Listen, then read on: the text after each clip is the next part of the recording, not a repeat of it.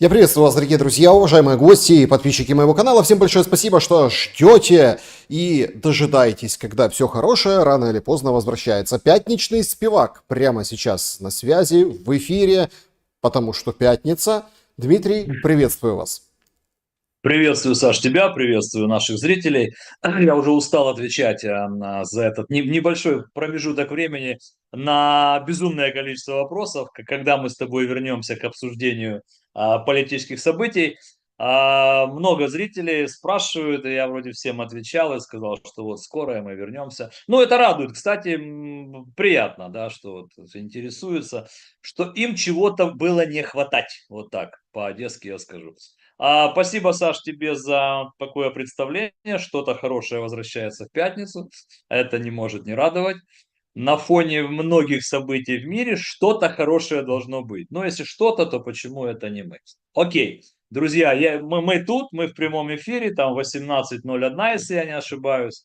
Мои традиционные, да, приветственные слова и обращения, кто не успел подписаться, подпишитесь, Александру это сейчас нужно, ну, не будем повторять, почему, вы и так это знаете. Ну, а мне нужен очень ваш лайк сегодняшний, потому что ваш лайк придаст мне силы к тому, чтобы сделать объективный анализ без особых эмоций. Ура, побежали, или ура, или, к сожалению, все пропало. Вот не так и не так.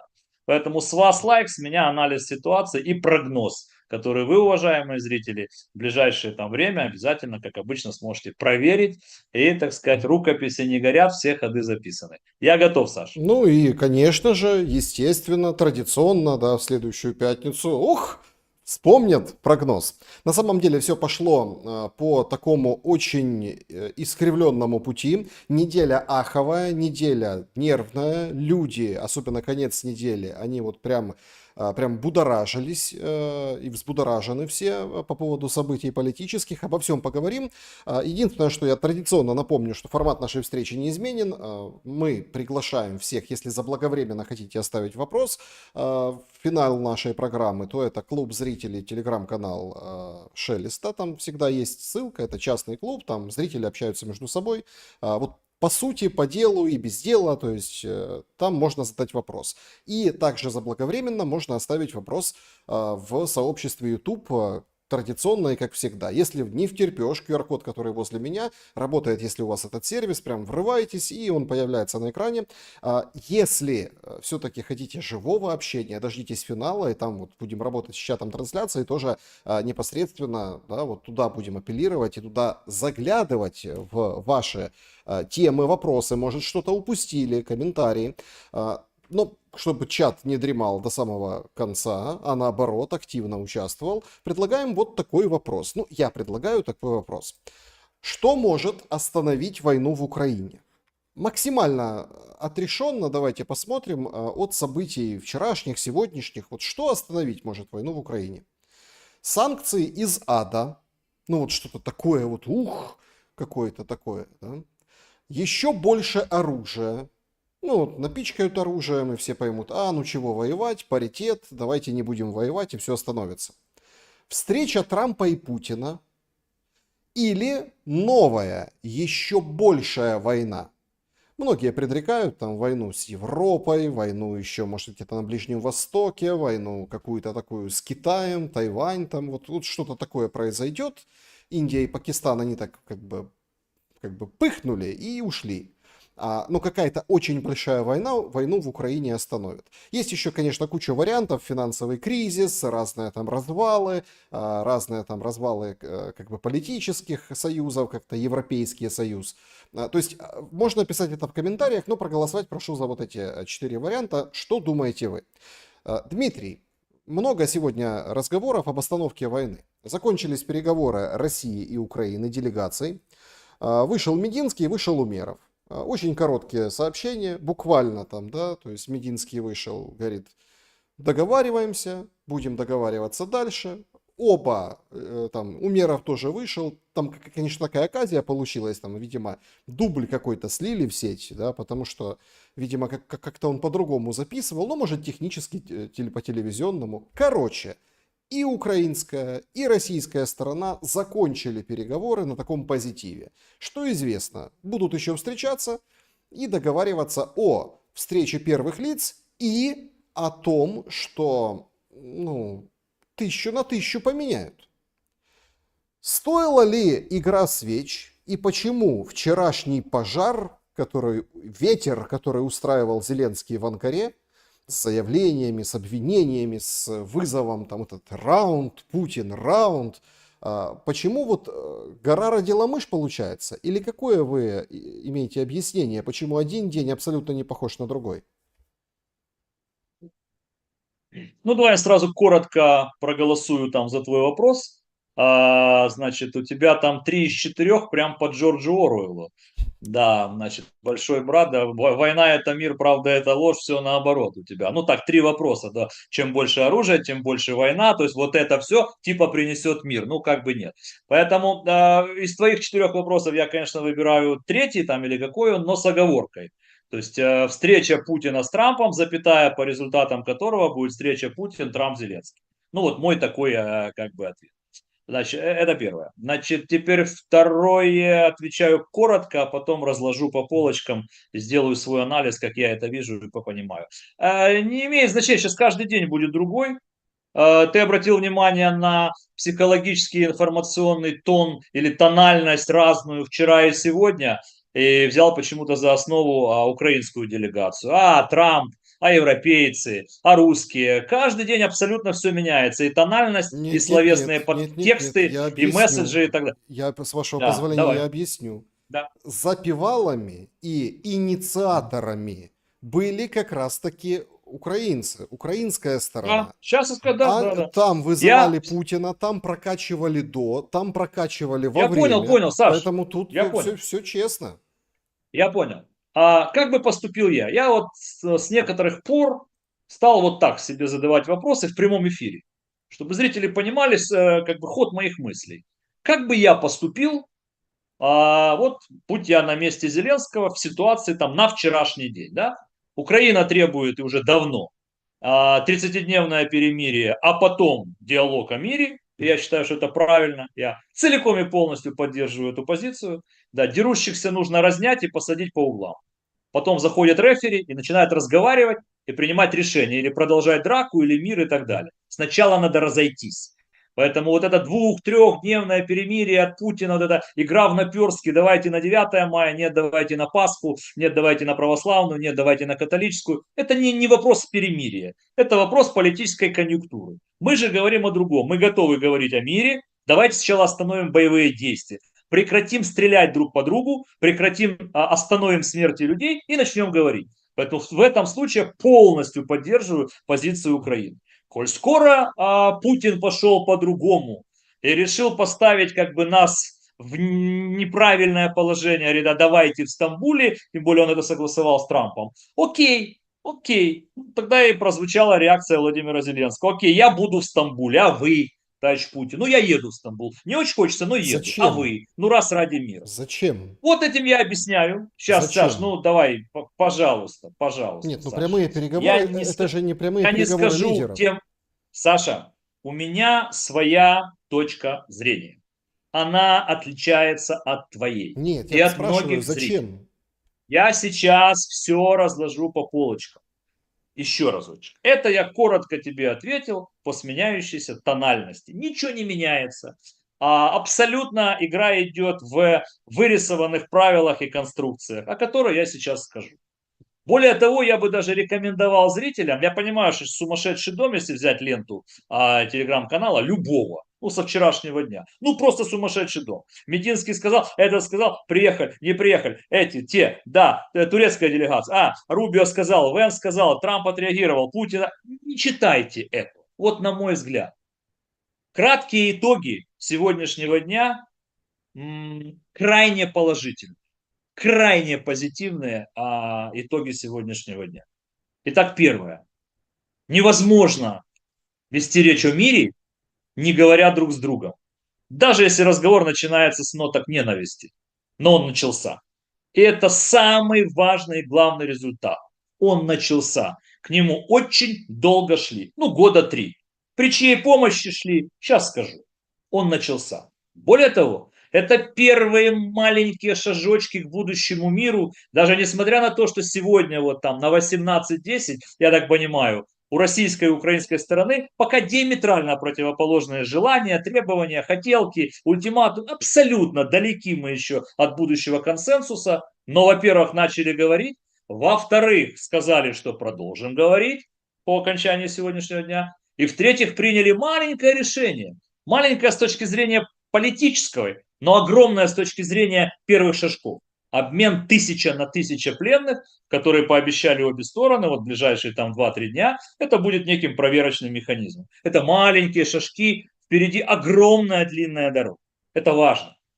Теперь главный мой подтекст. Для того, чтобы не читать телеграм-каналы, ну, потому что можно сойти с ума, я хочу, чтобы выскажу свое видение общей ситуации, а вы, зрители, в ближайшие там несколько дней оцените. Я считаю, что все то, что происходит сегодня в Стамбуле, для того, чтобы оценить это объективно, нужно оценить визит Дональда Трампа на Ближний Восток. Кто играет в ту игру и во что они там сыграли. И почему визит Трампа на Ближний Восток имеет прямое отношение к тому, что происходит в эти дни в Стамбуле. Итак, первый дипломатический визит Трампа оказался очень успешным. Финансово-экономическо-инвестиционный и политический с точки зрения геополитики по всему Ближнему Востоку.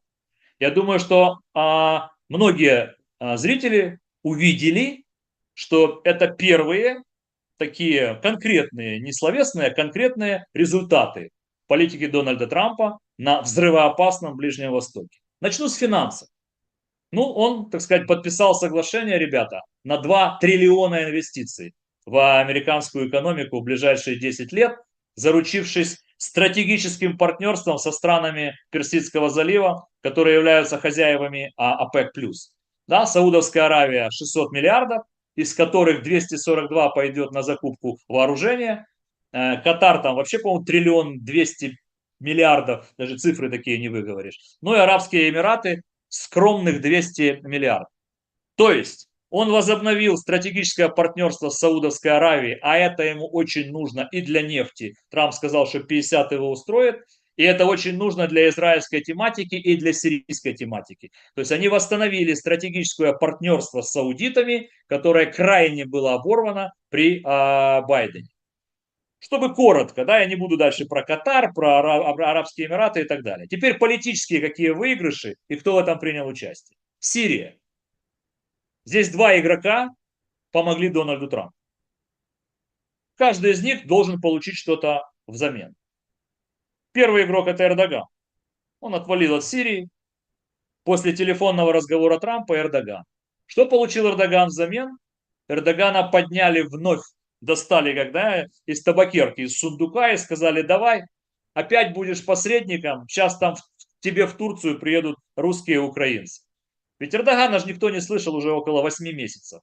Да и про Турцию, Стамбул, как место посреднической, так сказать, миссии, не вспоминают уже, ну, я думаю, годика полтора. Все взаимосвязано, это я для зрителей говорю, мы просто теряемся в новостях. Хронология. Трамп, Эрдоган, телефонный разговор. Трамп, Сирия встречались, значит, с лидерами сирийской власти, некогда террористами, а сегодня приличными ребятами в костюмах, ну, как сказал Дональд Трамп. Вот. Турции там уже тоже нет, Эрдоган отвалил, он получил свое. И, конечно, Путин пошел навстречу Дональду Трампу по Сирии.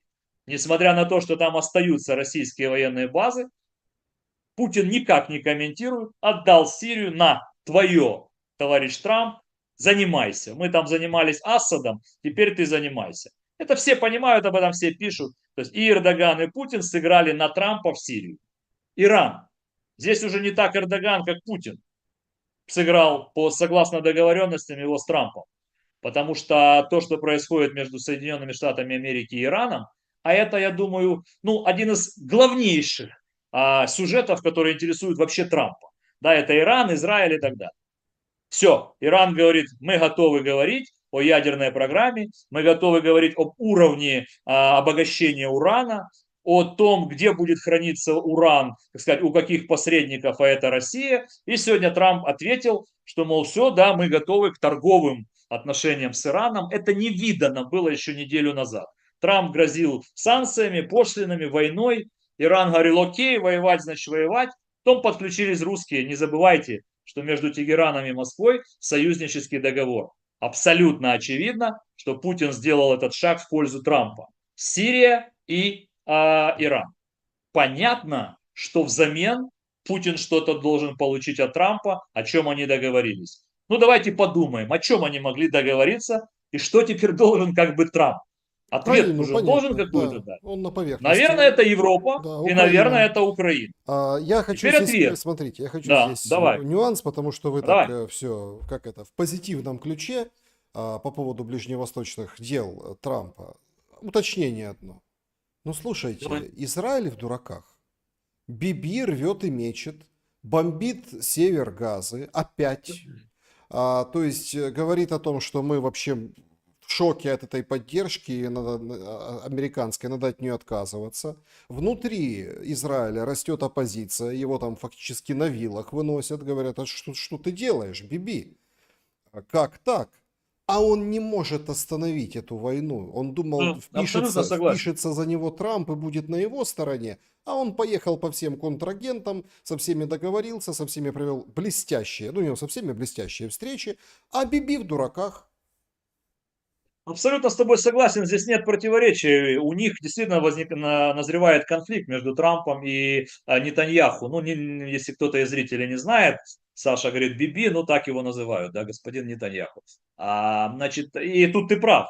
Потому что, ну, я не хочу развивать эту тему. Я думаю, что Трамп справится с господином Нетаньяху, несмотря на то, что у Израиля мощнейшее, да, лобби в американской политике. Да и сам Трамп через своего родственника Кушнера, да, через все эти еврейские лобби. Ну, сам Трамп самый произраильский американский президент. Просто сейчас, конкретно сейчас Нетаньяху мешает Трампу осуществлять его миротворческую миссию по Ближнему Востоку. А почему недоволен Нетаньяху? Потому что он рассчитывал на другое. Придет воинственный Трамп, и мы вот это вместе с воинственным Трампом порвем тут весь исламский мир и как бы обеспечим могущество Израиля там на ближайшие 100 лет. Трамп принял иное решение. Договариваться со всеми игроками вокруг, чтобы потом убедить, значит, Израиль там, в своих каких-то. США никогда не бросит Израиль. Это все понты Нетаньяху, мы там готовы без США, не готовы. И Израиль не готов без США, да и Америка никогда не бросит Израиль. Так уж сложилось. Во-первых, у них союзнический договор, Израиль эксклюзивный союзник, значит, американский. Американцы всегда впишутся за Израиль. Но на данном этапе Трампа интересовала Сирия, очень интересует Иран. И тут, и там ему помогли русские, теперь возвращаются. Мгм, Трамп хорошо. улетел с Ближнего Востока. Смотрите, вот тут очень Хотя, интересно. Я почему вспоминаю и да, почему отвлекся на Биби Нетаньяху. Потому давай. что есть, ну, это логика. Это не чтобы кого-то там обидеть или какое-то клеймо подцепить. У Нетаньяху и у Зеленского, ну как, похожие ситуации. Нет, они, конечно, принципиально, формально разница большая, потому что там союзник, там не союзник. Но, в принципе, имеется в виду по войне похожая ситуация, как у лидеров ситуации войны, военных действий. Нетаньяху, вот он продолжает войну, да, Зеленский всем заявляет о мире и фактически там, да, всячески пытается в игре в этой подставить русских, что это русские там виноваты, и поэтому он так и говорит, русские, русские постоянно. То есть у них похожая ситуация, но Трамп сделал выбор вот там, вокруг Израиля. И похоже, он сделал выбор по поводу этих 2 дней, сегодня и вчера, в отношении Украины. Ну, понятно, да, Зеленский призывал всяческим образом, там, он, прям все ждали комментариев Трампа. А они вот вчера, да и сегодня, то есть они какие-то вообще не туда. Даже сегодня закончились переговоры, в Тиране собрались Это как опять раз абсолютно, все могучая, согласен. могучая кучка, собрались Стармер, Макрон и Мерц, окружили Зеленского. Это так смешно было по польскому телевидению, когда на выходных приезжали, ну, там вагончики приезжали на сцене. Туск не мог протиснуться, они его вот так прям закрыли собой. Сегодня такая же история была. И начали опять звонить Это, Трампу. все, я все понял. Теперь смотри. никакого противоречия, абсолютно с тобой согласен. Более того, я думаю, что одна из стратегических договоренностей Трампа и Путина, а мы об этом с тобой много раз говорили, это их одинаковая нелюбовь к нынешней либерально-леваческой глобалистской Европе, которая основана на, так сказать, силе англосаксонского правления, там банки, Федеральная резервная система, там корона и так далее. Ведь все те представители, которые сегодня как бы у нас на слуху, это представители транснационального глобалистского движения, да, то есть Ротшильды, значит, там, ну, корона это Стармер, Макрон это клан Ротшильдов, Мерц был генеральным управляющим фонда BlackRock. Поэтому то, что делает Трамп с Европой, это вот сейчас отдельная история, это вторая. То есть для того, чтобы понять, что происходило в Стамбуле, оно состоит из двух частей. Ближневосточное турне Трампа мы осветили, теперь и европейская история. Почему Трамп улетел?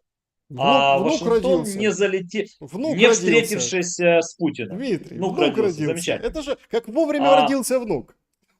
Трамп и Рубио все сказали. Для Европы они все обозначили. Как они сказали, что без встречи Трампа и Путина ничего там не получится. И в скором времени она должна быть. То есть, эта фраза, казалось бы, мелкая, но политики понимают, о чем она. Трамп сказал: ребят, вы там пока начинайте. У нас еще не все тут, как бы мы еще не все построили. Сейчас мы достроим и встретимся. И тогда закончим всю эту историю. Это же он сказал не нам. Это же он сказал Европе. Потому что стремление Европы попасть за стол переговоров, это же с точки зрения публичной политики. Трамп же знает, что вот эта Антанта-2 не хочет, чтобы здесь был мир. Трамп же знает позицию этих европейских лидеров, которые делают все возможное, чтобы не дать Дональду Трампу осуществить все возможное. Почему улетел, кроме внука? Скажу вам, Путин от него сегодня ждет того, чего Трамп пока сделать не может. В его схватке Трамп, глобалистская Европа, но пока нет победителя. Он пока не может справиться с этой Европой. Не с Европой в смысле экономически, там пошлины, санкции и так далее, а вот с этой позиции Европы, за которой стоят очень глобальные и очень могущественные силы. Трамп взял себе, судя по всему, я так вижу, пару недель. Дальше одно из двух. Или он справится и договорится о чем-то с Европой, и они встречаются с Путиным, и действительно процесс мира как-то все это убыстрится, или он не справится с этой Европой, которая лживая, циничная, обманывает Украину. Сейчас я перейду к Европе по цифрам, да. Вот эта глобализм, эта бюрократия брюссельская, вот эта, которая из-за угла все время что-то они кричат, говорят и так далее, а на самом деле их циничность просто зашкаливает. Так вот, будем видеть, кто кого. Он улетел, потому что он не готов отдать Путину то, о чем они как бы договорились. А Путин свои шаги там типа по Сирии, по Ирану сделал. Вот теперь мяч на стороне Трампа. Ему Мгм. нужно время. Хорошо. Теперь про Европу. Буквально Давайте. несколько моментов сегодняшнего дня и про их циничность, которая мешает. Хотя и тут я ставлю себя на место вот нашей делегации, я понимаю, что вот с одной стороны, а как нам без Европы быть? Когда мы видим, что интересы Трампа и Путина в геополитике совпадают гораздо больше, чем интересы Трампа и Украины. Да ему все равно там судьба украинцев. Трампу нужно здесь закончить и перейти с Путиным к глобальным договоренностям там, по космосу, по Арктике, там, по Ближнему Востоку и так далее. То есть мы вынуждены быть в этой коалиции с Европой, у нас других нет. Но мы понимаем, что они блефуют. Вот сегодня Германия, вот 3 пункта, если отметил, немцы. Это Мерц, он, конечно, знаете, человек с BlackRock, да. Германия начнет конфискацию, значит, российских активов, запятая. А красивое же начало. Новости ж как дают. Мерц сказал, Германия начнет конфискацию, дальше запятая, если будет юридическая возможность. Господин канцлер, не будет юридической возможности. Об этом сказали уже все, включая Макрона. Заморозить можно, конфисковать и передать Украине нельзя. Зачем вы это говорите? Потому что вы... Кстати, господин Мерц, хочется спросить, сегодня пятница. Где ваш ультиматум? Ну, если Путин не появится, то вы обрушите на него такие санкции, что российская экономика ляжет в субботе. Не ляжет, а немецкая может. Дальше. То есть блеф, блеф. Блеф по поводу французских войск на территории Украины. Блеф. Уже ж признался Макрон, что это будут не войска, а возможный контингент, но не на фронте, а вдали от фронта, которые, значит, будут там охранять стратегические украинские объекты. Господин Макрон хочет сказать, да нам есть кому охранять свои стратегические объекты. У нас 800-тысячная армия, которая 4-й год воюет со второй армией мира. Мы разберемся, как охранять объекты в Черновцах или в Полтаве. Для этого не нужны французские инструкторы. Хотите повоевать? Окей, идите на фронт вместе с нами. Не хотите. Дальше. Сегодня новость. Политико пишет. Для зрителей хочу сказать, что для того, чтобы понимать суть новостей, которые сегодня публикуются в различных мировых СМИ, надо понимать, кому они принадлежат. Да, Это очень важно. Все эти сказки про независимые мировые СМИ – это сказки для особо доверчивых. Политико – это все туда же. Глобализм, левачество, поддержанное демократами, задача которых через 1,5 года получить реванш, нанести сокрушительное поражение республиканцам на довыборах и начинать возвращать власть. Вот Политико сегодня пишет. Европейские лидеры хотят ввести штрафные пошлины на российский импорт, потому что Путин не приехал. Ребята, ну хотите, вводите. Там если, здесь хотят, тут рассмотрим, тут начали говорить. Но это же все трендеж. Дальше, этот же Политико пишет. Сейчас был 16-й пакет, сейчас подготовим 17-й пакет, вот уже, а следом будет эмбарго. И вообще, значит, ЕС готовит рестрикцию против Северного потока-2, заявила Урсула фон дер Ляйен. Госпожа Урсула, окей, вы можете нанести любой ущерб Северному потоку-2, но главное, чтобы вы знали, госпожа фон дер Ляйен, что это вы вступаете на тропу войны с Трампом, потому что Дональда Трампа интересует Северный поток-2, и вы об этом знаете. То есть задача вот этих глобальных институций европейских все это сорвать. А статистика говорит о другом. Европейский Союз в первом квартале увеличил на 28% закупку российского трубопроводного газа и сжиженного газа. Вот и вся цена вот этим всем заявлениям. я Более хотел того, бы, да, смотрите, понятно, то есть пожалуйста, ценизм Европы это понятно, я хотел бы вот куда, скажем так, развернуть, да, ближе к сегодняшнему дню, так сказать, ну вот этот вот, да, скажем так, нашу дискуссию, ваши мысли. Вот вы так очень здорово сказали, что очень важно, кому принадлежит СМИ. Экономист. Значит, на переговорах российская делегация говорила о том, что если там, ну, условно, что-то пойдет не так, если переговоры сорвутся, если там, в общем, готовы россияне захватить Харьков и Сумы. Внимание, это важно. На весь мир. Там есть даже какой-то журналист, который инсайт получил, он в своем твите написал, потом Экономист написали. То есть Харьков и Сумы на весь мир Россию обвиняют, вот, что они об этом говорят на переговорах. Я не знаю, правда это или нет, может и правда. Ну, это закрытые переговоры, да? Но инсайды есть. Но вот весь мир говорит, ох, какой там злой, плохой Путин. Выходят, значит, после переговоров турки, россияне, украинцы и говорят, слушайте, настроение хорошее, хорошо все у нас прошло, мы вообще готовим встречу лидеров. Ну вот так. Ну, понятно, что про перемирие мы договорились, это Мединский говорит. Значит, мы выпишем, как мы видим перемирие. Украинская сторона выпишет, мы встретимся через неделю или там через какое-то время, неважно. То есть встреча следующая, мы к следующей встрече согласуем и, может, договоримся. Но вот этот информационный подрыв, он же сразу как бы бьет на эмоцию. В смысле? Это вот так договаривается Путин, что захватывает областные центры? Это тоже кому-то выгодно. Кто срывает абсолютно переговоры? правильно, да. Очень хороший пример, Саш. Правильно, вот зрители тоже пусть понимают, кому принадлежит The Economist. Это не очень сложно, там 32% у команды Ротшильдов.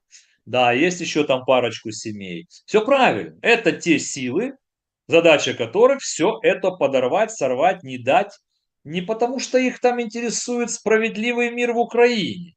Просто потому, что им нельзя дать договориться Трампу, Путину и Си Цзиньпину без Европы. Вот идет о чем речь. Поэтому идут такие сливы. Более того, я бы рекомендовал сейчас, в ближайшие недели, ну, совсем не обращать внимания не получится, но так, осторожно обращать внимание на сотни сливов, которые сейчас будут, от разных людей, которые почти под столом сидели. Вот все слышали, что там говорили. Вот, хотя я в это не верю. И старался бы я поменьше обращать внимание на десятки и десятки различных заявлений, воинственных и не очень. Это нормально. Идет информподготовка, у каждого свои позиции, все друг друга будут обвинять, это тоже понятно, у нас война идет, да? Поэтому понятна позиция Украины, мы настаиваем на своем, да? Понятна позиция России, потому что они почувствовали, они почувствовали свою, как бы это правильно сказать, знаешь что, вот так. Россия почувствовала слабость Европы, раз. Россия почувствовала, что те интересы, которые они могут предоставить в российско-американских отношениях, больше нужны Трампу, чем даже вот эта там сделка недровая с Украиной. А еще русские увидели, что их союзники, ну, по Востоку, я имею в виду там Китай, там, Иран, неважно, чуть с большими яйцами и чуть с большей экономической подушкой, нежели европейские партнеры наши. И поэтому русские как бы начинают вести себя, как будто они победители, хотя они далеко не победители. Я же в одной из прошлых программ даже сказал, что вот у меня в голове такой вот сюрреализм сложился, что вот мое убеждение, оно следующим образом звучит. Украина не проиграла в войне с Россией, а вот Запад, в основном Европа, проиграла в геополитическом сражении с Россией по Ну, Украине. смотрите, тут, Уже все понимают, да, что бессмысленно пугать русскую экономику европейскими санкциями. Ну, все уже это понимают. А европейцы никак не могут остановиться в этом плане. И потому что эти санкции уже бьют по ним. Они же, значит, да, приходят, их да, экономика идет по мы в ниспадающей. прямом эфире, друзья, значит, 18:32 сейчас приходят свежие сообщения. Ну, во-первых, делегации, там же как? Там вообще сейчас информационная война, конечно, она разгулялась на этих сообщениях, и сейчас начинают, вот русские уезжают в тот же день, никто не остается в Стамбуле. Ну, вот это все. И понеслась, понеслась, понеслась. Ну, вот, в общем, берут определенный какой-то факт, то есть, вот, там, уделали русских, ну, вот, пишут у нас. Вот сейчас проходит там, это прошло 1,5 часа где-то с тех первых сообщений, которые я видел. Ну и сейчас все нормально, то есть украинская делегация сегодня покидает Стамбул, российская делегация сегодня покидает Стамбул, то есть они завершили, вышли, сказали все хорошо и так далее. По свежему, да, то есть Суспильна наша передает о том, что на этих же переговорах русские требовали признания официального Крыма. Это вообще интересная дискуссия может разворачиваться, потому что официально, то есть Экономист, мы захватим Харьков и Сумы, да? Суспильная, говорит, официально признайте Крым, то есть только Крым. То есть, понимаете, то есть, вот уровень, ну как это, вбросов. Значит, что интересно, что я предлагаю обсудить.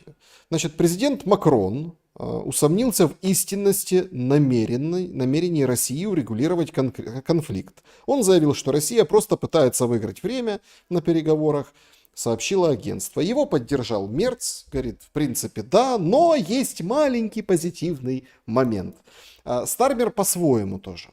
Но примечательно, что вот эти заявления, да, как бы о переговорах в Стамбуле, которые звучат от этой троицы европейских лидеров, они, они абсолютно выглядят как-то беспомощно. Потому что, давайте тоже, ну, как бы все на чистоту. До этого встречался Ермак, ну, наша делегация с делегацией американцев и бритов, да, делегация Мединского, но опять-таки, эта же делегация не присутствовала то есть это не та делегация. То есть они встретились, обсудили до переговоров утром. Потом в обед начались вот эти переговоры, которые длились 2 часа. Россияне беседовали тоже с представителем. Рубио прислал кого-то, дипломата. Это называется консультации перед переговорами. Вот. И вот они проконсультировались, провели переговоры. Какую игру будет дальнейшую играть Европа? Вот как вы можете, ну, Я давно сказал, к сожалению, ну моя ж позиция здесь не меняется. Здесь двоякая история. Я ж признаю, мы как бы не можем без Европы по многим причинам. Ну, я уже сказал, первое, да, да, Трамп, Путин, мы второе, мы в Европе, третье, ну, кто-то должен поддерживать наши требования, поэтому мы в коалицию вошли, и мы будем в этой коалиции европейской, мы с ними, они с нами, только есть ощущение, что задачи у нас разные. Мы хотели бы от Европы действенных механизмов, а они все время смотрят в сторону США. Ну давайте вспомним, да, Мерц, Стармер и Макрон в Киеве выработали ультиматум Путину, что делает Макрон, звонит Трампу. Трамп там где-то утром проснулся, говорит, ну окей, да, давайте, нормально. Посылают туда ультиматум, вечером Трамп говорит, да не, нормально, Стамбул так Стамбул, и обращается к Украине, вам надо ехать. И сегодня такая же история, мы все равно же звоним Трампу. То есть получается, что вот эти все пугалки от европейских лидеров в сторону Москвы как-то не работают. А других инструментов у них нет. Ну, 17-й санкционный пакет, 18-й. Если бы я там присутствовал, я бы задал вопрос там тому же Эммануэлю Макрону. Против Росатома ведете санкции? Против СПГ? Против всего того, чего вы закупаете? Или как? Ну, ведете вы санкции. Путин воевать перестанет или что? То есть я от европейских лидеров, кроме, так сказать, слов поддержки, я не вижу инструментарий. Они все смотрят на Трампа. И в этом я вижу парадоксальную ситуацию. То есть Европа, которая не может принимать решения без Трампа, идет в разрез с позиции Трампа. Вот как развязать этот узел, я не очень понимаю. С другой стороны, правильно делает Владимир Зеленский, что пытается сохранить эту европейскую коалицию, потому что рано или поздно Трамп же отсюда уйдет. Ну, рано или поздно. Здесь же закончится война. да потому Рано что или поздно мы же денег начнем нет, жить в другой парадигме. денег Значит, неоткуда брать. Ну, я неоткуда. понимаю, я сейчас про деньги скажу, кстати. Между прочим, интересная штука про деньги. Но нам все равно придется быть с этой коалицией. Может быть, это будут другие лидеры. Кстати, я даю прогноз. А где-нибудь недельки через две и Мерц немножко потухнет, и Стармер. Я думаю, Трамп договорится как-то с короной, и Стармер чуть станет, так сказать, останется на арене вот один Эммануэль Макрон, с которым будет сложнее всего договориться Трампу не потому что, а потому что структуры, стоящие за Эммануэлем Макроном, слишком вошли в клинч с желаниями Дональда Трампа, так сказать, получить влияние в Федеральной резервной системе, то есть там, где печатают доллары. Но это отдельная большая тематика. Поэтому я здесь также себя вел бы. Я бы тоже старался бы объединить вот эту европейскую коалицию, чтобы ну, не остаться в одиночестве против российской позиции. Ведь смотри, Саш, что получается. Мы требуем от Путина, там, от России, от Европы, от всех. Мы требуем, что давайте сначала 30-дневное перемирие, и потом начинаем сразу же, немедленно, на следующее утро, начинаем мирные переговоры. Давайте остановим войну, говорим мы, без всяких условий. Как можно не поддержать здесь позицию, которую озвучивает Зеленский? Я 100% ее поддерживаю. Я также чувствую и вижу. Я бы то же самое делал бы. К своему противнику я сказал, ты готов говорить о мире? Окей, давай сначала остановим войну, чтобы перестали люди гибнуть. И садимся с тобой за долгий, длительный диалог. Очень тяжелый диалог. Он может занять много месяцев. Но давай пока остановим наши войска, говорит Зеленский. И я также это поддерживаю. У русских другая позиция. Не, говорит, мы вот иначе видим. Надо говорить в комплексе широко, потому что остановка войны, вы там передохнете, а вы не передохнете, у вас там все хорошо. То есть сегодня, понимаешь, Саша, идет информационная война друг с другом. И каждый пытается, так сказать, да, особенно Россия, пытается выставлять заранее завышенные требования. Я не думаю, что вот то, что ты там процитировал, что там русские требуют у украинской делегации юридически признать Крым. Ну, это было бы глупое с их стороны требование. Они же заранее понимают, что этого не будет. Ну, Украина никогда де юре не признает чужим Крым. Ну, понятно абсолютно всем. Ни Украина никогда не признает, ни Европа. Единственный человек, кто может так де-факто признать, это Трамп. И не потому, что он плохой или хороший, Просто потому что Трампу нужна Гренландия. Ну, Трампу много И чего такое нужно, да. признание, Пишут, да, признание Крыма ему даст возможность такой некой легитимизации своих будущих действий. Вот и пришло все. сообщение Поэтому я не мне, думаю, да, пришло сообщение в да. клубе зрителей, да, то есть Мгм. человек пишет, да, говорит, Игорь, говорит, я вот смотрю Спивака, вот не во всем с ним согласен, но он не пропагандист. Ну так. Сейчас, понимаете, вот это, он не пропагандист, это уже как комплимент, как оценка, как Это уже как это комплимент. уже, понимаете, в Смотрите, чем дело? Игорь, я вам хочу... Игорь, да, зовут человека, да? Да, да, да. Смотрите, Игорь, это же здорово, что вы не во всем со мной согласны. Я же, в отличие от многих украинских экспертов, которые считают себя истиной в последней инстанции, я же не такой умный. Я высказываю свою позицию, свое мнение, свои выкладки, свои расклады, свою аналитику делаю. Стараюсь ссылаться на фактаж, на исторические параллели, на геополитические тренды, на какие-то вещи. И делаю свои выводы. Если вы со мной согласны, здорово, вы разделяете мою точку зрения. Если вы со мной не согласны, у вас есть иная точка зрения, классно. Это же есть как бы дискуссия. Мы же дискутируем. Я же не был там, мы же не знаем, о чем они говорили. Более того, я вам скажу, и поверьте просто мне, моим знаниям, переговоры всех со всеми длились все эти месяцы ежедневно. Через посредников, через бизнесменов, через тех фамилий, которых мы не знаем, в разных точках земного шара. Мы никогда не узнаем, кто куда, когда летел, с кем о чем говорили. Это сложный процесс. 3 года война. Ее нельзя вот так. То есть остановить можно. Ну, перемирие можно. Раз, все, завтра с утра перемирие. А вот говорить о конструкции будущей европейской безопасности, Не, говорить смотрите, о мире на десятилетия вперед, сложная история. я Мы хочу здесь никогда не узнаем финализировать. с вами Мы, понятно, не многих узнаем. нюансов. Там вот пишут и Вот и Абрамович, все. и не Абрамович, то есть это да, мы никогда не узнаем, тут понятно. Я хочу вот финализировать тему переговоров и пойти дальше, еще пару таких очень интересных тем. Значит, финализация. Главное противоречие, вот Зеленский вчера в Анкаре говорит, что россияне хотят устранить первопричины войны. Тем самым это, ну, в общем, это говорит о том, что россияне не хотят окончания войны. Это логика Зеленского, почти прямая речь, слово в слово. А, Россияне говорят, мы хотим закончить войну, устранив первопричины. То есть не будет первопричин, не будет смысла воевать. Я не хочу, чтобы вы сравнивали с позиции россиян и там украинцев, а с позиции подхода к завершению войны. Как вам кажется, а ведь это четко и политически, и медийно, ну вот четко, ведется ну, россиянами линия Стамбула. То есть, смотрите, Стамбул 22-го, но только с существующим положением дел, имеется в виду по линиям, по фронту, ну, по всему. То есть мы можем вот здесь найти компромисс. Он есть вообще, потому что так этот Стамбул заплевали.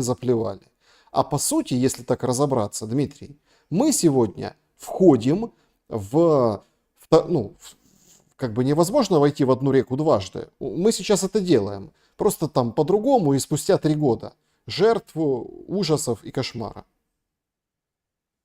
Во-первых, Саш, можно войти в одну реку дважды в геополитике и трижды, и во много другой раз. Посмотри, Индия, Пакистан, сколько они там друг с другом воюют, потом дружат, там Израиль, сектор, неважно. Что касается выбора Турции, хорошо, что ты меня опять вернул к началу, я вот забыл, мне кажется, про этот нюанс. Когда возник Стамбул, и что это тоже свидетельство того, что Трамп и Путин через своих близких людей имеют постоянные контакты. То есть, смотрите, Трамп переговорил с Эрдоганом, договорился о Сирии, поднял Эрдогана в качестве посредника, через день Путин заявляет про Стамбул. Совпадение? Да не бывает таких совпадений. Знает и Путин, и Трамп про этот Стамбул. Знали, значит, есть коммуникация. Это первое. Второе. Философия всех войн, всех, говорит о следующем. Если война, военный конфликт, начавшийся по каким-то причинам, неважно, в своем результате не ликвидирует те причины, из-за чего она началась, война будет продолжаться снова и снова до тех пор, пока или стороны не договорятся о решении этого вопроса, либо сама по себе причина не будет ликвидирована. Ну, бывает такое, само по себе, да, уже не актуально называется. Да. Вот и все. Иного выхода не получится. Однополярный мир гегемонии штатов не работает. Не могут штаты уже вот так решать вопрос. Да не могут, не хотят. Да, мы все время Трампа призываем к чему-то, никак не можем понять, а ему это зачем. И когда мы начинаем призывать и европейские вот эти брюссельские вот эти глашатаи, начинают разговаривать языком таких вот ценностей, нравственности, морали. В политике нет ни ценности, ни нравственности, ни морали. Ярчайший пример вам приведу. Аль-Шараи, нынешний лидер Сирии, Джулани. официальный. Джулани. Джулани, нет, предыдущий его Аль-Шараи. Сейчас он Джулани. Не, наоборот. Это, Сейчас вот Аль-Шараи, а да, был наоборот. Джулани, да. Это руководитель сирийского отделения Аль-Каиды, признанная террористической организацией в Соединенных Штатах Америки. Несколько месяцев тому назад в Штатах предлагали 10 миллионов долларов только за информацию о том, где он, в каких горах. А он, сука, теперь уже не в горах, а он в кабинете и уже в костюме. Все, он уже не террорист. И Дональд Трамп сказал, да приличный парень. А до этого Анна Лена Бербак летала к приличному парню 2 раза. Тогда у меня вопрос. А что Европа тогда возмущается, что там русские признали Талибан уже приличными ребятами? Ну, им это интересно. Трампу это интересно. Надо будет признать их опять террористами? Признают. Политика она настолько отвратительно, мерзко и цинична. Когда-то, значит, Саддам Хусейн был ближайшим союзником и соратником Америки, пока не поделили нефть, потом стал террористом, ну и наоборот. Это я к чему? Это я к тому, что многие в Украине не понимают, да что ж такое, Путин, агрессор, преступник, почему, террорист, почему же Запад вот как-то, и почему же Восток вот как? Ну вот потому что. Потому что Дональд Трамп встречается с сирийскими руководителями и будет встречаться с иранскими руководителями. Они что, не террористы там? Ребят, скажите мне, а Фидель Кастро, Че Гевары, которые там в полях, в горах, в сопках И вы взрывали, что, вы это это же. не трогайте святые имена Да, я революционных понял. А я песен. специально это делаю. Это, ребята, киллер и снайпер, Да. шпион и разведчик– это одинаковые профессии. Для кого-то это революция, для кого-то это террористическая деятельность. Понимаете? Давайте, Так смотрите, устроен мир. Дмитрий, за что? Вот вы понимаете, да, вот к чему я веду, да, вот все равно. Первопричины войны. Окей, я даже не беру сейчас НАТО, которого нет и не будет. Я не беру там какую-то угрозу, инфраструктуру, то есть, понятное дело, оно может само отпасть, определенные вещи, да, из пункта требований. Я просто, вот идем дальше, да, давайте. Значит, полиция открыла уголовное производство против блогера Анны Алхим за разжигание национальной розни. Ну вот новость, да? Вы думаете, кто это? Где я ее взял, эту новость? Вы думаете, это новость, там, ну, сводка полицейская, да, какая-то, там, хроники, вот это все? Нет. Заявила народный депутат Наталья Пипа. Криминал Алхим состоит в том, что она на крестинах, куда ее пригласили, закатила глаза и пробормотала что-то, когда ведущий предложил ей спеть песню на украинском языке. После этого там целый ВОЗ, вот этот холостяк, который воевал, потерял обе ноги, но был в шоу «Холостяк», там девушку ему, любовь, в общем, выбирали. Это я зачем говорю? Это чтобы все понимали уровень, да, ну как, селебритис или уровень, вот. Этот холостяк ее захейтил. Потом там есть, ну он вообще этот, как бы написал заявление на нее в СБУ, в офис генпрокурора. И вот этот человек обвинил ее в коллаборационной деятельности. Ну и там вообще длинная история с Алхим. Я думаю, вам тоже попадалось. Разные блогеры. В общем, она отбивается, говорит, я буду слушать песни, какие я хочу. А ей говорят, ах ты такая сякая. И вот это все. То есть не спела украинскую песню, что-то, ой, закатила глаза, пробормотала. Сразу стуканули, разнесли и умножают на ноль. Вообще до этого есть так, он как бы опубличен, что это офисный сливной бачок, причем это темной стороны офиса, канал Джокер. Даже знают уже, кто его ведет. Он вообще как бы сказал, что на Анну Алхим санкции за это ведут. Ну вот смотрите, а ведь это тоже ведь первопричина войны. Вот этот идиотизм. Идиотизм. Ты песни русские, ты там еще что-то сидишь, подпеваешь. Ты не спел украинскую песню, тебе ведущий на пьянке предложил. Как-то так Ну вот ведь. отреагировал? Пожалуйста. Я не знал, как ты свяжешь. То есть ты начал про первопричины войны и нормально стал перечислять, там НАТО, другие дела, я сейчас об этом тоже скажу. Это действительно есть одна из первопричин войны. Потом перешел на блогера Алхим, думаю, подожди, то ли это другая тема, то ли как ты это все связано. Ага, понял. И ты как бы говоришь, что это значит одна из первопричин войны.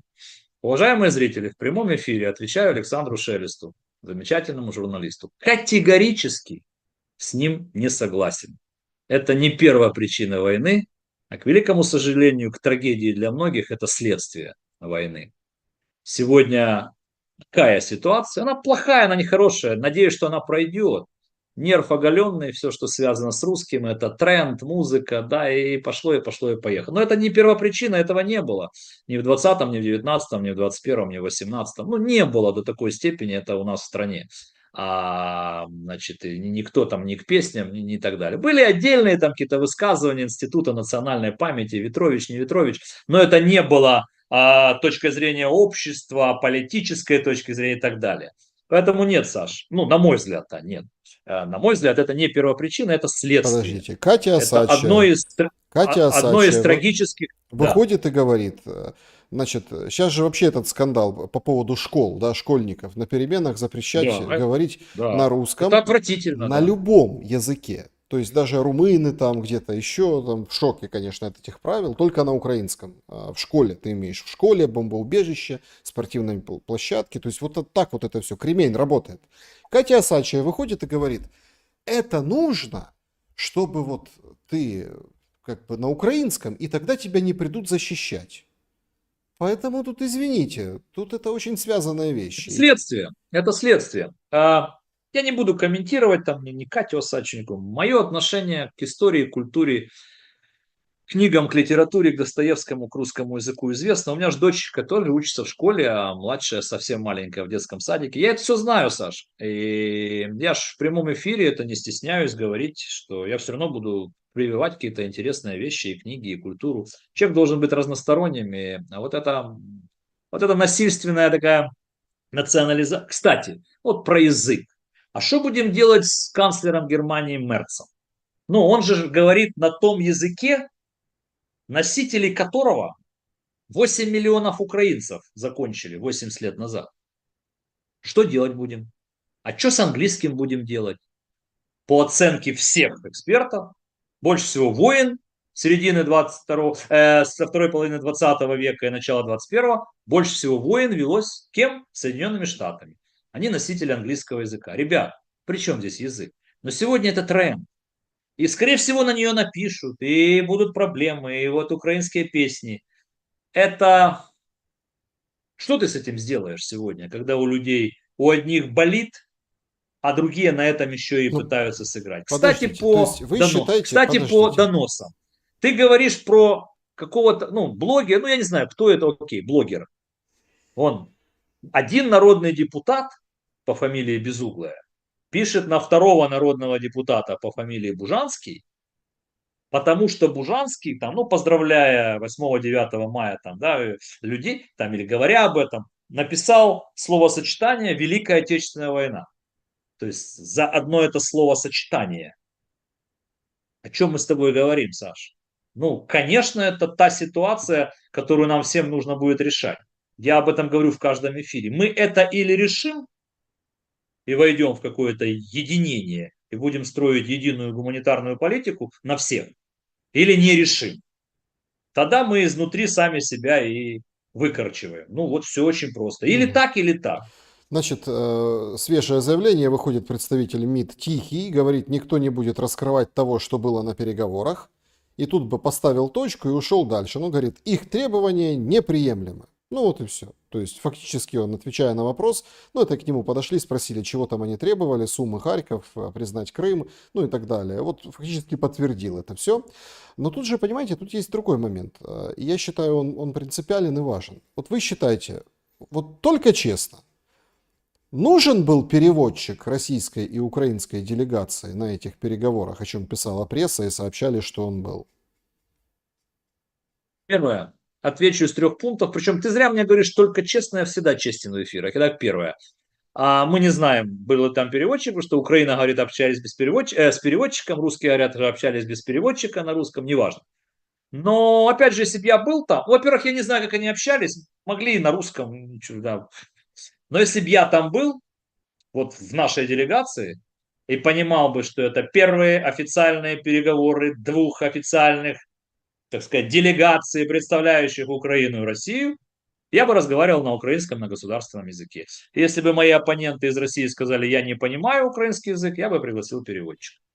Разные вещи по сравнению с тем, что ты рассказывал про там, Осадчую, школы и так далее. Мы говорим сегодня об официальном общении. И если украинская делегация не хочет с российской делегацией говорить на русском, а хочет говорить и имеет право говорить на своем государственном, то нормально и правильно, я поддерживаю. Хотя не знаю, как там было, между прочим. Не уверен, что было именно так. Могли на разных языках общаться, неважно. Э, Разговор это у них за закрытыми дверями, правильно? Переговоры же не публичные. Поэтому, Саш, кто там знает, как, кто о чем разговаривают друг с другом. Тем более, что многие знакомые, общались раньше, имеют коммуникацию и так далее. Еще раз, Саш, чтобы, может быть, завершить эту часть разговора, еще разочек. Главное, сказал Трамп и Рубио. Все. Надо встречаться Трампу и Путину, а потом уже будет встреча Трамп, Путин, Владимир Зеленский, и будем как-то двигаться к миру. Но сегодняшняя первая встреча имеет маленькие, но позитивные результаты. Поэтому давайте тоже как-то вместе позитивно и отреагируем. Финальный вопрос, потому что многие, ну вот основной части программы, многие спрашивают, а почему такое название? Если Что такое? Этот Стамбул, да, Стамбул 2 сорвется, цена ошибки сейчас очень высока и очень велика. И по денежным ресурсам, и по человеческим ресурсам, и по вообще состоянию тоже Украины сейчас, да, по этой безумной мобилизации, по финансам. Там же уже посчитали, что условно, если там 40 это в этом году, ну, я имею в виду денег западных, то 17 на следующий год. Ну, то есть, вы понимаете, надо заканчивать в этом году, надо вот сейчас заканчивать. Поэтому цена срыва будет очень велика, как думаете? Ну, здесь ответ очевиден. Если, не дай бог, сорвется Стамбул-2 и продолжится война, цена будет не очевидная, а катастрофическая. Поэтому я надеюсь, что сильные мира сего не дадут сорваться Стамбулу-2. Сейчас еще подключится еще один центр силы, центр притяжения Ватикан. Сейчас слетают туда на инаугурацию Джей Ди Венс, Рубио, может быть, Владимир Зеленский, не знаю, может быть, кто-то из России, ну, навряд ли, ну, неважно.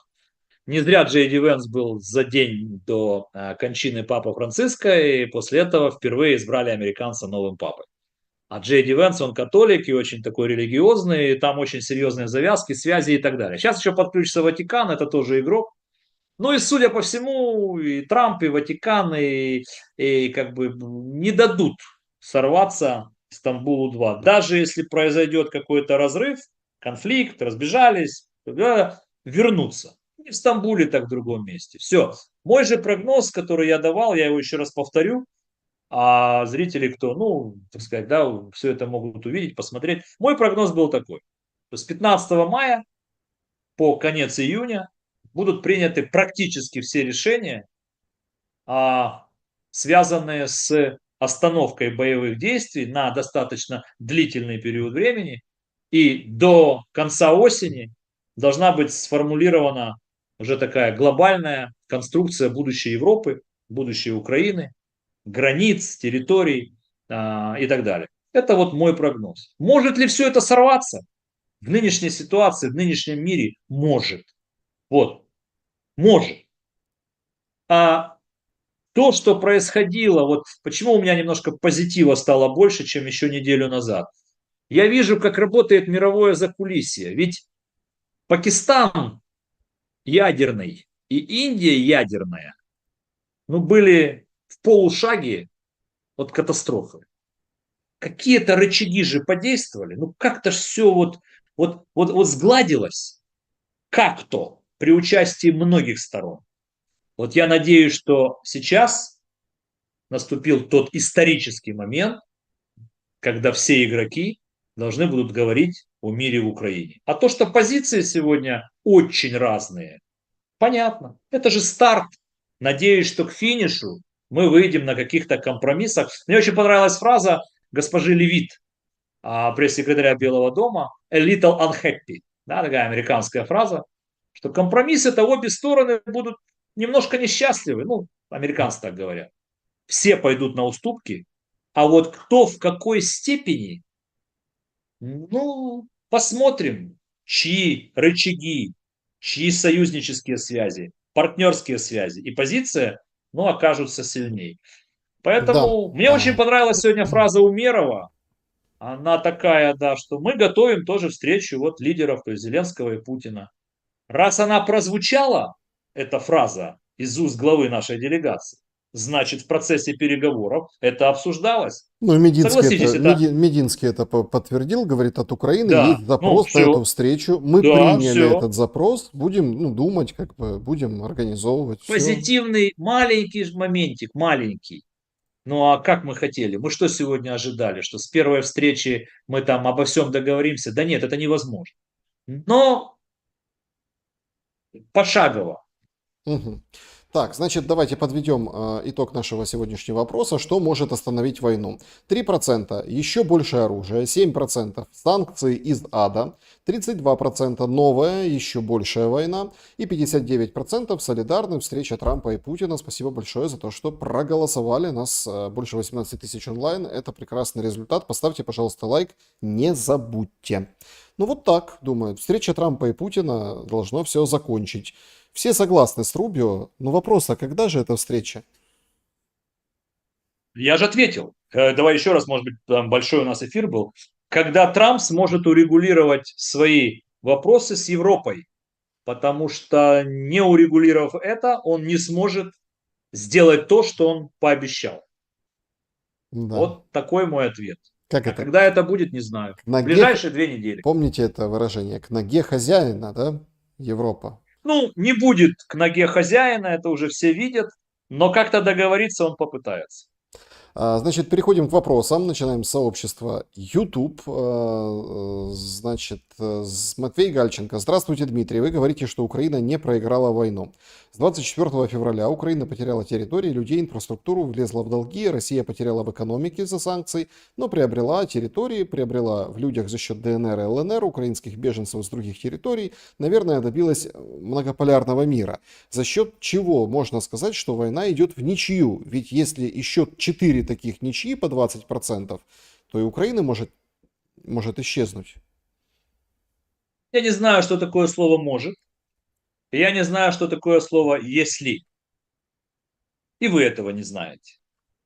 Украина не проиграла войну России, которая ставила 24 февраля 2022 года абсолютно другие цели и задачи. Легкой прогулки, захвата Украины. Война идет 4-й год. Россия не смогла оккупировать ни одного областного центра. Десятки мифов всесилия российской армии, российского оружия развеяла Украина. И морские силы, Смотрите, и Крым, и флот, и ПРО, и С-300, это понятно. С-400 и так Тут далее. да, Поэтому но я считаю, это же, цели сейчас, не Саш, это поменялись. же мне, Дмитрий, это же мне вопрос. цели не Я поменялись. понял. Вы же видите. Я же говорю на сегодняшний день. Я считаю, это моя позиция, вы можете с ней не согласиться, что на сегодняшний день, с точки зрения войны, глобальных военных, фронтовых целей и задач территориальных, с учетом особенно цены, Украина точно не проиграла.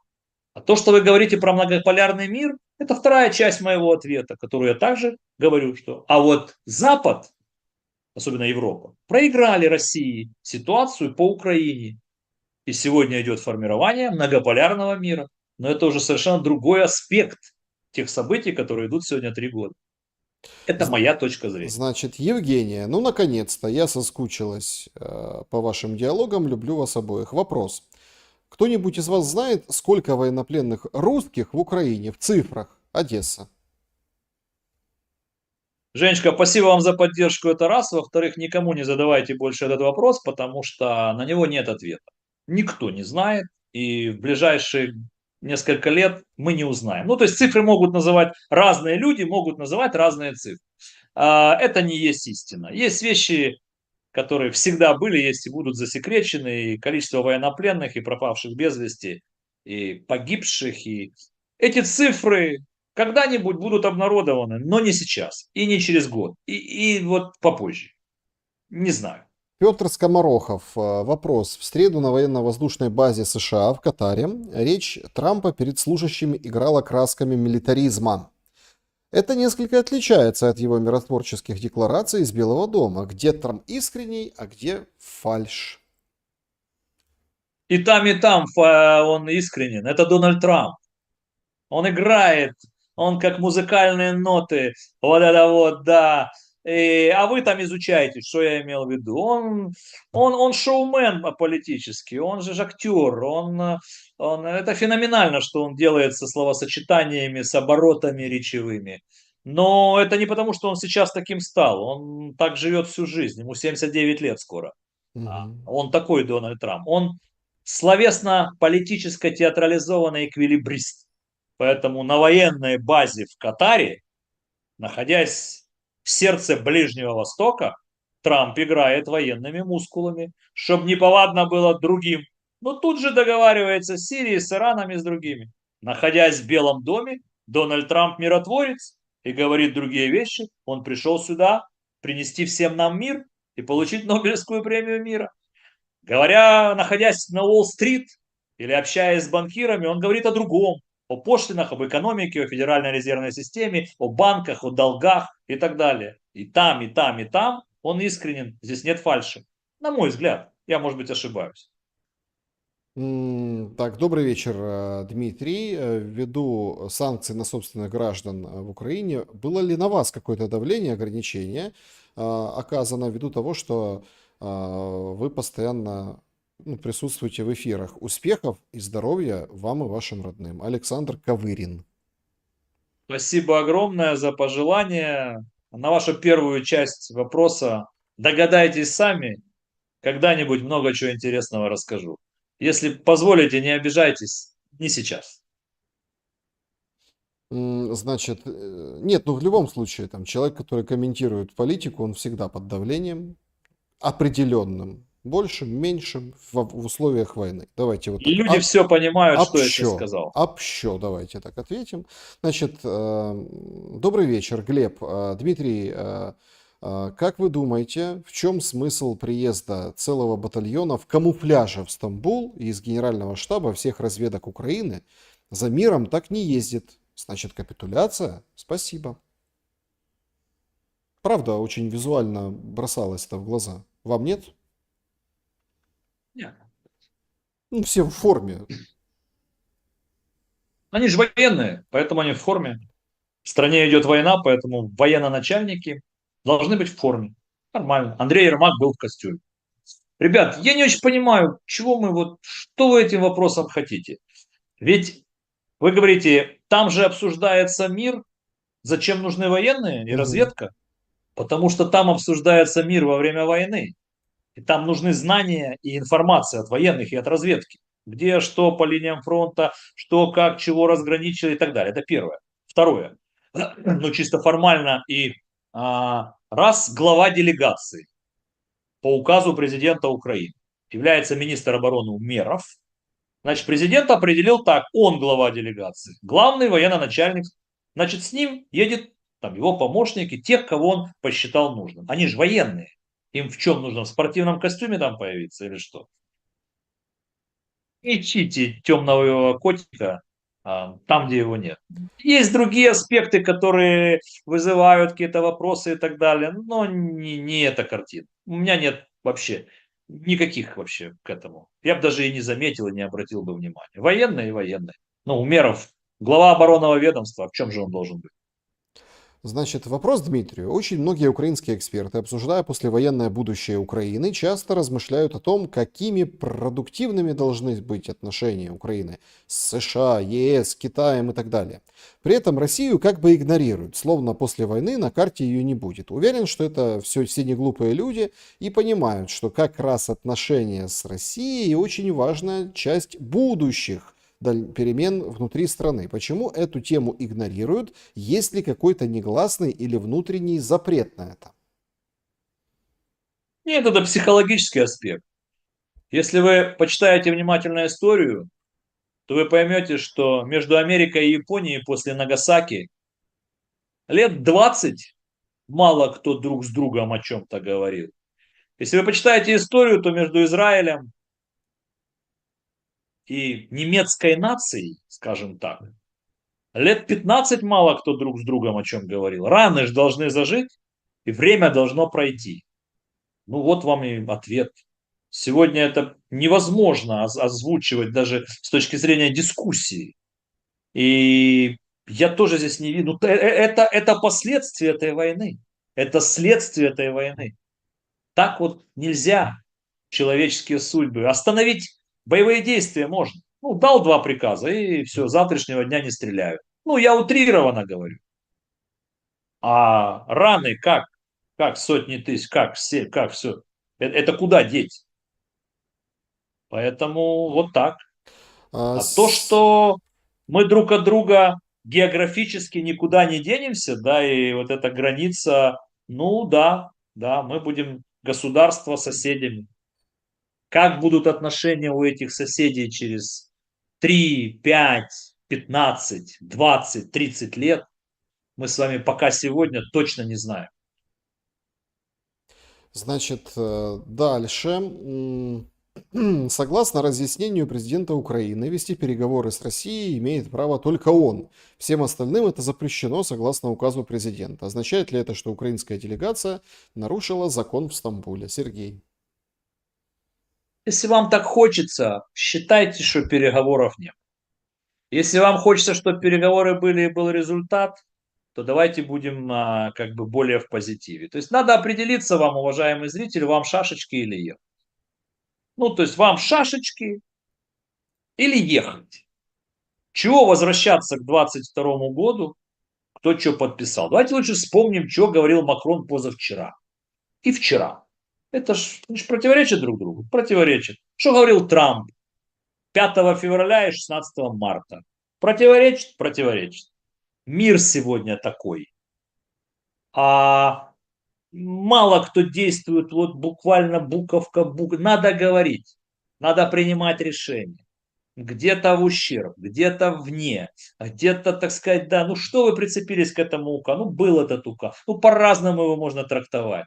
Вы дали такую трактовку. Если мне сейчас очень захочется, я дам другую трактовку. Саша Шелест вам скажет третью трактовку. Мы будем говорить или нет? Будем. И сегодняшние делегации это продемонстрировали. Как дальше будет? Не знаю. Появится обоюдное желание найти точки соприкосновения, плюс Трамп, плюс Европа, если получится, плюс Ватикан и плюс, я уверен, Китай. На определенном этапе, после телефонного звонка, который в ближайшее время состоится между Трампом и Си Цзиньпином, я думаю, что и китайское участие, прямое или косвенное, тоже будет. И Саудовская Аравия примет участие сейчас косвенно, и Арабские Эмираты, потому что они нам много помогали. Они давно являются посредниками между Украиной и Россией в обмене пленных. Не забывайте. А это тончайшие спецоперации, тончайшая линия. Значит, Саудиты и Арабские Эмираты давно контактируют и с Украиной, и с Россией. Значит, и они сейчас подключатся после визита Трампа. Сейчас будет сделано мощное такое давление, чтобы попытаться найти компромиссное решение. Надеемся, что получится. Да, значит, дальше. Виталий. Добрый день, Александр, Дмитрий. Вопрос. Сейчас в США разгорается скандал о посте бывшего главы ФБР. Он вчера опубликовал фото с камнями, которые выложил в виде числа 8647. Что означает призыв к ликвидации 47-го президента США Трампа. Служба безопасности, реагируя на подобные призывы, автоматически сворачивает зарубежные визиты первого лица. Неужели глобалисты настолько боятся встречи Трампа и Путина? Заранее спасибо за ответ. Ух ты. Да, Вот это вы закрутили. красиво. А, Вот это вы закрутили. Да, значит, первое. Значит, да, это интересно, то, что сегодня прочитал. Я не знал, кстати, этих символов. Ну, прочитал и прочитал. Значит, интересная штука. Ну, пусть разбираются, называется. Им есть с чем разбираться. Я вам отвечу сразу, чтобы коротко было, на вторую часть вашего вопроса. Зная психотип Трампа, он полетит туда, куда посчитает нужным, и встретится с тем и тогда, с кем и когда он посчитает нужным. Ну, вся жизнь его такова. Ну, он такой. Он по-хорошему безбашенный, даже в свои 79. Кстати, вы посмотрите на его форму. Вообще физическую, психологическую, интеллектуальную, политическую. Вообще по 5-7 интервью в день, перелеты, пошлины, революции, которые он затеял. Слушайте, человеку 79 лет там через месяц. Трамп в хорошей форме, в такой, команда у него молодые, а он же должен как бы снять, а он же их лидер, это же вам не Джо Байден. Поэтому нет, разбирательства будут, но глобалисты так не действуют. Таким способом не дать Трампу куда-то там выезжать. Нет, глобалисты действуют намного, так сказать, тоньше, более ну, у них другие методы. Так, вопросы из клуба зрителей. Значит, пользователь спрашивает: добрый вечер. Вопрос. Никак не могу понять, почему украинская делегация пытается вести риторику с позиции силы. Разве не нужно сначала победить, чтобы потом что-то требовать бескомпромиссно? Александр. Но с какой позиции должна вести себя делегация Украины, Александр? Вот давайте мы поступим так. Я вот сейчас задал вам этот вопрос. Вы или сейчас быстренько напишите, если у нас еще осталось время, или, может быть, ответите мне к следующей программе. Ну, просто чтобы я понимал. То есть, с какой вот так или как? Вы мне объясните, что мы должны сделать? На ваш взгляд, или как бы вы поступили? Все, я закончил свой Мгм. ответ. Я не понимаю, какую дискуссию дальше продлевать. Украинская делегация выходит на переговорный процесс с требованиями украинской стороны. Так как мы считаем, что это будет справедливо. Русские выходят со своими требованиями. В конце туннеля при помощи посредников нам, наверное, придется искать компромиссы. Что-то усредненное. Где-то уступим мы, где-то обязаны будут уступить Россия. Так, Где-то подвинутся европейцы. значит, Игорь, добрый вечер. Дмитрий в одном моменте насчет 30 дней перемирия лукавит. Россия согласна на 30 дней, но без поставок вооружения и остановки мобилизации. А почему Украина отказывается от такого перемирия, ведь они так этого хотят? Всегда можно ставить и зеркальные условия Российской Федерации. Очень простой ответ. Канцлер Германии Мерц говорит, мы готовы дать активы, запятая, если. Уже не готовы. Мгм. Если уже не готов. Такой же ответ у России. Да, но. Ну все, но. Какое отношение имеет Россия к внутренним украинским делам? Потому что мобилизация и работа ВПК– это внутреннее дело Украины. Мы же не спрашиваем, что в 3 смены работает военно-промышленный комплекс России. И по словам генсека Рюте, Россия производит сегодня всех видов вооружения в 3,5 раза больше, чем вся Европа. Ну, так и что? Это же две разных позиции. Мы говорим без условий. Завтра останавливаем боевые действия и начинаем говорить о мобилизации, об оружии, о территориях, обо всем. Вот что есть на повестке, то будем говорить. Войну только давайте остановим. А русские говорят, ну давайте, но. Ну все. Как только кто-то говорит но, это лукавство. Как только кто-то говорит если, этого не будет. Так, Александр, вопрос для Дмитрия Спивака. Дмитрий, здравствуйте. Скажите, почему Украина так быстро наживает себе врагов? Украина граничит с 7 странами: Беларусь, Молдова, Россия, Румыния, Польша, Венгрия, Словакия. Россия, Беларусь, понятно сейчас. Венгрия со Словакией тоже вас не поддерживают. Сейчас в Румынии приходят антиукраинские элиты. Тоже самое время вскоре может произойти в Молдавии. Из всех пока неплохо только с Польшей, и то с натяжкой. Почему так происходит? Не думайте, что все проблемы из-за сильной токсичности украинских политиков, и все, что сейчас происходит в первую очередь, вина самой Украины, а потом уже других соседних стран. Всегда говорил об этом, что во взаимоотношениях Украины с нашими соседями есть огромная доля ответственности Украины. И это говорит о том, что не на высоком профессиональном уровне работал МИД, по крайней мере, когда его возглавлял Дмитрий Кулеба, который сейчас работает в Гарварде, и каждую неделю выходит с пространными интервью, что-то такое рассказывает. Поэтому тут я с вами согласен. Каждую программу я говорю о том, что после войны нам надо заканчивать плодить врагов и искать друзей. Причем и у Венгрии, Словакии, Румынии, Польши надо искать точки соприкосновения. Иначе мы как бы останемся один на один, и это неправильно. Это первое. Второе. Вы неправильно говорите. В Румынии там к власти могут прийти с антиукраинскими настроениями. Почему вы такое делаете упор на антиукраинские настроения? Если встанет у власти господин Симеон, а премьером будет господин Джорджеску, это не антиукраинское, это антиглобалистское настроение. Это антибрюссельское настроение. Это анти-ЕС настроение, антилевачество, антилиберализм настроение. Ну и заодно сюда. Потому что они же не пророссийские. Все эти румынские правые, венгры, слова, они не пророссийские. Они националисты. Они консерваторы. Они против глобализма, либерализма, левачества, поддержанного демократами, против бюрократии брюссельской. Это второй вопрос. Но то, что нам надо менять формат взаимоотношения с другими, искать все-таки союзников, искать партнеров экономических, потому что только деньги, экономика и взаимные интересы объединяет страны, Угу. объединяет партнеров. Ну, с венграми Ну, не будем такая воевать, не? А? С венграми воевать не будем? Да, Свет, чего с ними Ну воевать? как, Орбан возьмет и спецоперацию там Да, по... спецоперация. 6 дронов закончат всю венгерскую спецоперацию. Ладно, я вас прошу. Да. Я Значит, считаю, что в Европе сегодня есть две армии, которые способны вести войну. Да, это украинская и российская. Все остальные пока. Да и они признают, все остальные, что они пока не готовы. Поговорить, а, да. Воевать нет. так, Олег, Шелест, ты задаешь вопросы не про что.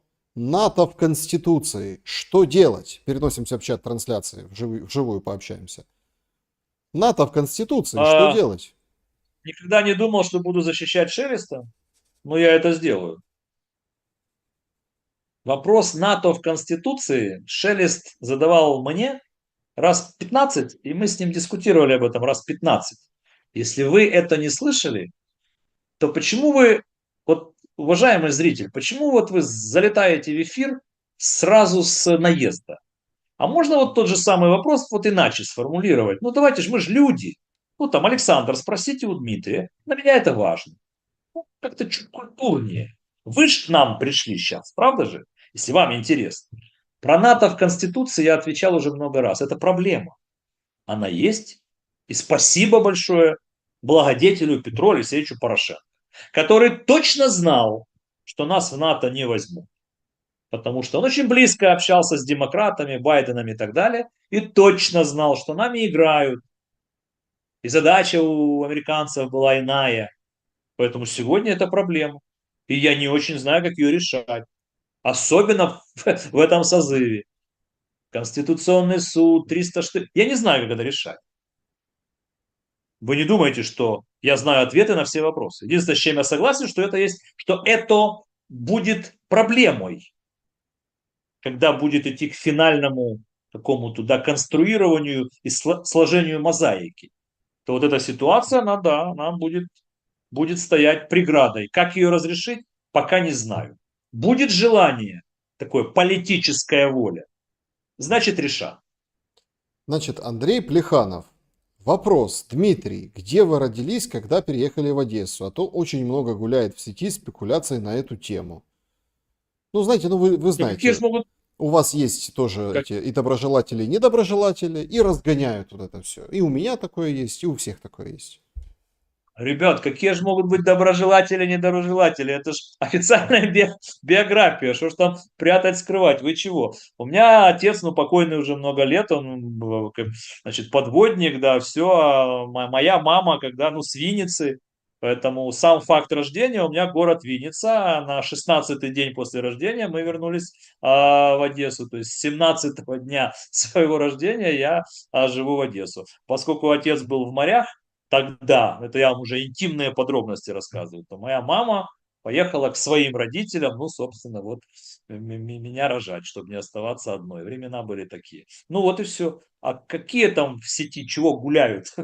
Открывайте биографию, и там все написано. Вопрос, кстати, такой важный. Людмила Тарновская. А почему в 22 году войну не останавливали, а потом переговаривали? Это Спросите интересно. у Бориса Джонсона. Он, наверное, знает ответ на этот вопрос. Потому что задача Байдена и компании, наверное, были другие. Ну вот, понимаете, главное, чтобы сейчас не появился какой-нибудь новый Борис Джонсон, который, ну, все сольет. Согласен. Согласен. Главное, чтобы эти силы, которые есть и стремятся, как бы, чтобы они не одержали верх. Но мы с тобой полпрограммы сегодня этому посвятили. Значит, м,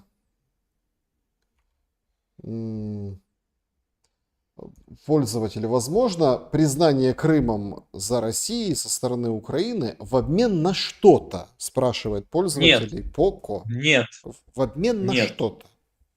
Ну, короткий ответ – нет. Если вы про де юре. Нет. Мгм. Потому что это стало бы глобальным мировым прецедентом. И этого не будет.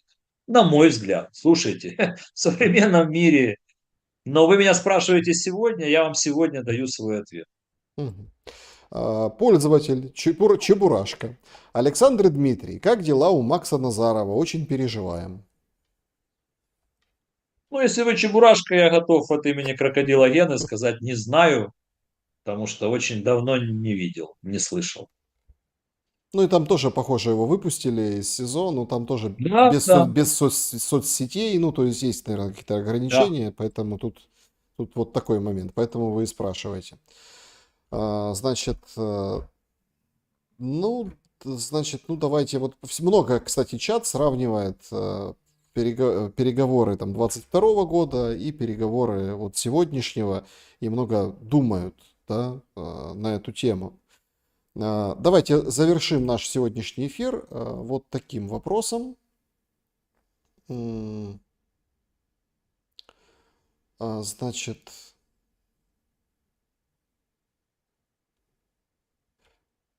Дмитрий Александр, спасибо за ваш труд. Недавно, прогуливаясь с любимыми улочками Одессы, проходил мимо переулка Нахимова. Как вам известно, все переименовали именами героев войны. Подскажите, а если появится какой-то лучший герой, чем уже названная улица, переименовывать еще раз? Почему нельзя Не, подождать, выбрать героев и уже дать их имя улицам? Кстати, упомянутый переулок переименован уже второй раз, пишет Олег. Олег, не бередите вы мне душу. Вы же знаете мой ответ. Что можно сделать, когда мы живем в нынешних трендах и в современных политических реалиях? Я половину улиц уже в Одессе не узнаю, не понимаю, это где, кто, что, почему. То- это болезненная тема, это тема, к которой будем возвращаться. Надеюсь, не уверен, надеюсь, что мы к этой теме будем возвращаться после войны, потому что а, у человека каждого есть биография. Ее нельзя поменять, иначе это будет другой человек. И у городов есть биография, история. История города – это биография.